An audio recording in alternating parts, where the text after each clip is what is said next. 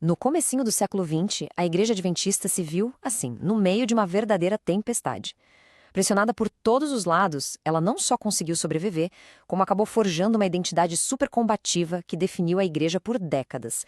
A gente vai entender agora como essa mistura de ameaças, tanto teológicas quanto políticas, deu origem a uma forma bem particular de fundamentalismo adventista. E que batalha, hein? Para muitos cristãos conservadores daquela época, a linguagem não era de um simples debate, era de guerra mesmo. Essa citação do William Wyeth, de 1924, captura perfeitamente o espírito da coisa. Era um sentimento de que as linhas de batalha estavam sendo traçadas e que ficar em cima do muro, bom, isso simplesmente não era uma opção. Essa sensação de estar sob ataque pode ser entendida como uma guerra em duas frentes. De um lado, uma batalha de ideias contra novas formas de pensar a teologia. Do outro, uma batalha bem mais pé no chão, digamos assim, com o governo dos Estados Unidos. E essa mentalidade de cerco acabou se tornando a grande força por trás de muitas das ações da igreja. Vamos começar então pela primeira frente de batalha. Ela era interna, uma ameaça ideológica que parecia abalar os próprios alicerces da fé. Os críticos da época deram um nome para ela: a Nova Teologia. Então, para os adventistas, o grande inimigo era essa tal de Nova Teologia, que na verdade era um rótulo para um modernismo. E o que isso significava? Bom, significava aceitar a alta crítica, que olhava para a Bíblia mais como um documento histórico do que como divino, significava abraçar a evolução de Darwin e, o ponto mais crucial, colocar a razão humana acima da revelação de Deus. E olha, essa citação do Leon A. Smith vai direto na ferida do problema para os adventistas. Para eles, a evolução não era só mais uma teoria científica. Pensa bem, ao negar a queda literal de Adão, lá no Éden, a evolução destruía toda a lógica da salvação. Se não houve queda, para que a gente precisaria de um salvador? Era uma ameaça existencial mesmo. Certo, mas como essa infidelidade científica, como eles chamavam, estava se espalhando? Críticos como G. W. Math Performer apontavam para um culpado principal, o sistema de ensino. Eles viam uma infiltração quase estratégica. Primeiro, por meio dos livros didáticos. Depois, com o abandono de doutrinas que eram centrais. E, por fim, com a aceitação aberta da evolução nas universidades.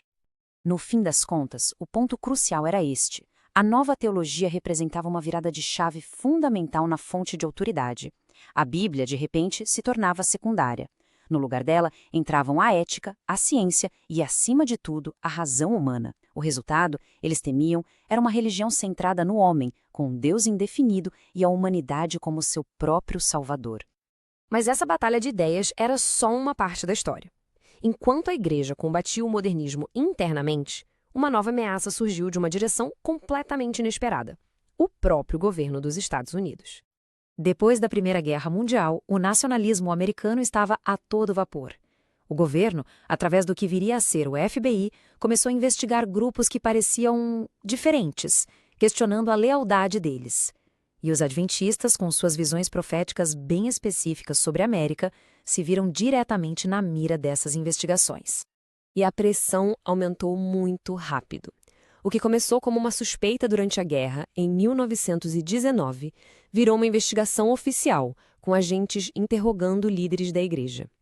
E durante toda a década de 20, o medo de receber o rótulo de anti-americano pairou sobre a denominação. As palavras do próprio R. Palmer mostram o tamanho da tensão do momento. Não era uma discussão teórica, sabe? Eram agentes do governo literalmente batendo na porta, tentando decidir se os adventistas eram leais ou se pertenciam ao mesmo grupo de dissidentes que estavam sendo presos. E essa pressão toda gerou ações bem concretas. Em um livro super popular na época, chamado Estudos Bíblicos, tinha um capítulo que interpretava o papel dos Estados Unidos na profecia de uma forma que o governo achou que era um ataque. O que aconteceu? Na edição de 1918, o título do capítulo foi discretamente removido, uma mudança sutil, mas com um significado gigantesco. Lutar nessas duas frentes ao mesmo tempo, contra o modernismo e a desconfiança do governo, empurrou os adventistas para uma aliança de conveniência.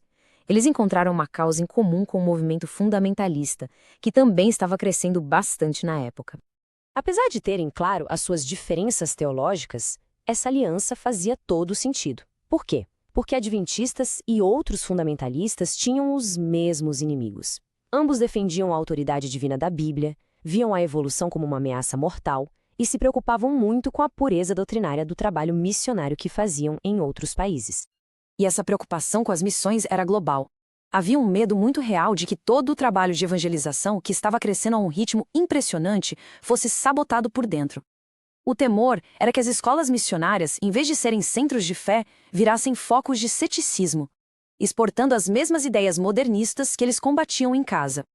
Então, depois de tudo isso, qual foi o resultado duradouro desse período de pressão intensa?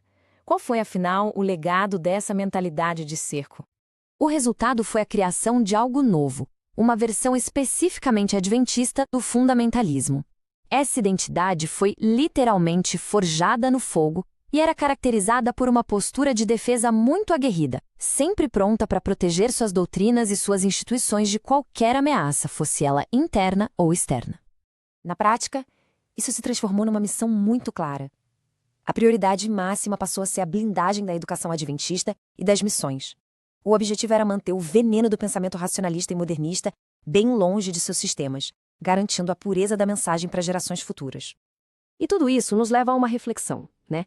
A história do adventismo nesse período mostra o poder que as forças externas têm na formação de uma identidade. E fica a pergunta no ar: quanto da identidade de um grupo é definida não pelo que ele acredita, mas sim por aquilo que ele combate?